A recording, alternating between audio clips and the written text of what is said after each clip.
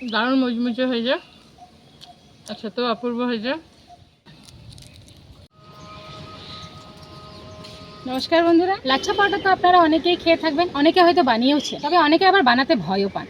তো যারা ভয় পান তাদের জন্য বলছি যে আজকে আমি যেভাবে লাচ্ছা পরোটাটা বানাবো সেটা দেখার পর আপনাদের মন থেকে লাচ্ছা পরোটা বানানোর সম্পর্কে সব ভয় চলে যাবে এবং খুব সহজে যে কোনো সময় আপনারা লাচ্ছা পরোটা বানাতে পারবেন। তো আমরা কীভাবে এই লাচ্ছা পরোটাটা আজকে বানাচ্ছি দেখতে থাকুন পুরো ভিডিওটি। লাচ্ছা পরোটা বানাতে নিয়ে নিয়েছি 500 গ্রাম মতো ময়দা, আর দিয়ে দিচ্ছি 4 চামচ সুজি। সুজিটা ব্যবহার করলে কী হয়, পরোটাগুলো মুচমুচে হয়। আপনারা চাইলে সুজিটা নাও ব্যবহার করতে পারেন। নিচ্ছি পরিমাণ মতো নুন, দিয়ে নিচ্ছি 1 চামচ মতো চিনি। উপকরণগুলো মিশিয়ে নেবো, তারপর তেলটা দেবো।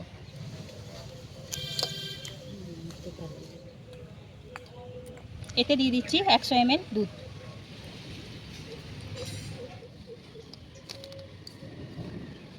দুধটা দিয়ে মাখাতে মাখাতে পরিমাণ মতো জল অ্যাড করে নেবো। এবার জলটা দিতে দেখ দে মাখা, তারপর আরও লাগবে দে। জলটা অল্প অল্প করে দিতে হবে, কারণ ডোটা খুব নরমও হবে না, খুব শক্ত হবে না। এরকম একটা ডো তৈরি হওয়ার পর দিয়ে নেবো 50 গ্রাম মতো তেল। সাদা তেল ব্যবহার করেছি।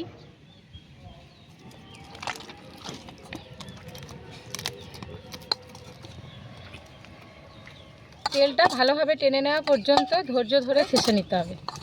দেখুন কত সফট হয়েছে, একদম নরম একটা ডো তৈরি হয়েছে। এটা যত থাকবে তত পরোটাটা ভালো হবে। তেলটা একটু মাখিয়ে নেবেন। ভিজে কাপড় দিয়ে ঢাকা দিয়ে এটা আমি 1 ঘন্টা মতো রেস্টে রাখবো। আপনাদের যদি সময় না থাকে তো মিনিমাম 30 মিনিট পর্যন্ত এটা রেস্টে রাখতেই হবে। 1 ঘন্টা হয়ে গেছে, এবার দেখে নেবো ময়দাটা। দেখুন ডোটা কি সুন্দর নরম হয়েছে।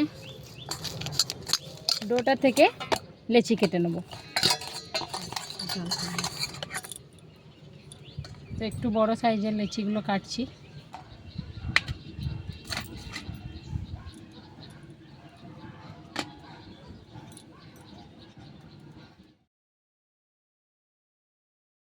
লেচিগুলো গোল করে নেওয়ার পর এর মধ্যে একটু তেল ছড়িয়ে 5 মিনিট মতো আবারও রেস্টে রেখে দেবেন। এখানে আপনাদের একটা টিপস দিয়ে দিই, লেচিগুলো গোল করে রাখার পর একটু তেল ছড়িয়ে উপরে 5 মিনিট মতো আবারও রেস্টে রেখে দেবেন। এতে লাচ্ছা পরোটাগুলো খুব মুচমুচে হয়।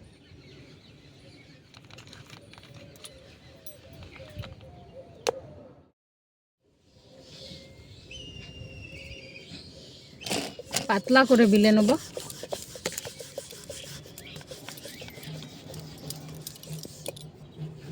দেখুন থিকনেসটা এরকম হবে, পাতলা করে।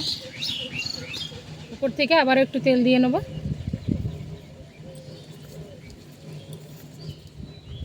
ছাঁকনি দিয়ে খানিকটা ময়দা এইভাবে এর মধ্যে চেলে চেলে দিয়ে দেবো, এতে লেয়ারটা খুব ভালো হয়।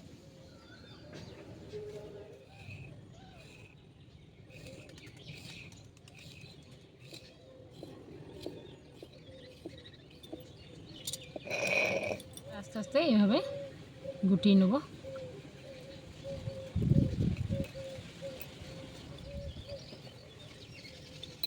দুদিক থেকে টেনে নেব। এবার হাতের মধ্যে এইভাবে নিয়ে গোল করে গুটিয়ে আবার একটা লেচি তৈরি করব।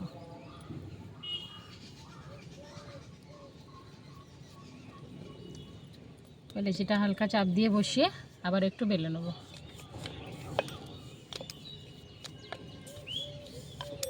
খুব পাতলা হবে না, একটু মোটাই থাকবে, তাহলে লেয়ারগুলো বোঝা যাবে না। অনেকভাবেই লাচ্ছা পরোটাটা বেলা যায়, তো আমি আপনাদের সঙ্গে দুটো শেয়ার করে নিচ্ছি। তো একটা তো আপনাদেরকে দেখালাম, আর একটা দেখিয়ে দিচ্ছি।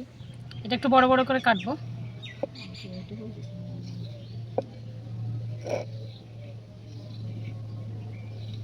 এবার এইভাবে একটা লেয়ার তুলে আরেকটা লেয়ারের উপর দেবো, দিয়ে এটা গোল করে নেবো আগে।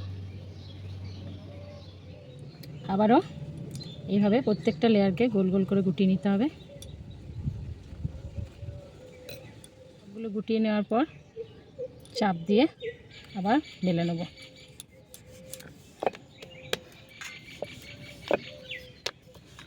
পরোটাগুলো ভেজে নেব।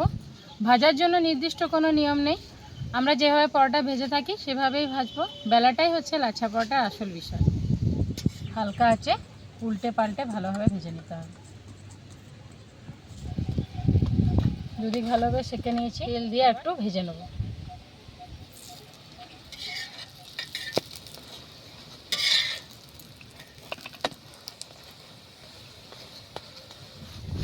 উল্টে পাল্টে হালকা চাপ দিয়ে দিয়ে ভেজে নিলে ভেতরটাও ভালোভাবে ভাজা হয়ে যাবে। তো রেডি হয়ে গেছে আমাদের লাচ্ছা পরোটা। দেখুন কত সুন্দর লেয়ারগুলো হয়েছে, দেখে বুঝতে পারছেন। খুব সুন্দরভাবে লেয়ারগুলো ছেড়ে যাচ্ছে। দেখুন লেয়ারগুলো।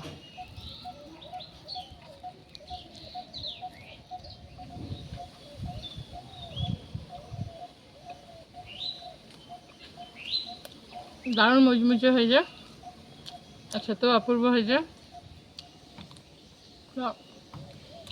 আপনারা সহজ সরল পদ্ধতিতে লাচ্ছা পরোটা বানান, আর নিরামিষের দিনে গরম গরম ঘুগনি আর তাছাড়া তো কষা মাংস দিয়ে দারুণ জমে যাবে লাচ্ছা পরোটা। বাড়ির প্রত্যেককে খাওয়ান এবং প্রশংসা কুড়িয়ে নিন। তো আমি এখন খেতে থাকি, আবারও দেখা হবে পরবর্তী ক্ষেত্রে আরও নতুন নতুন ভিডিও নিয়ে।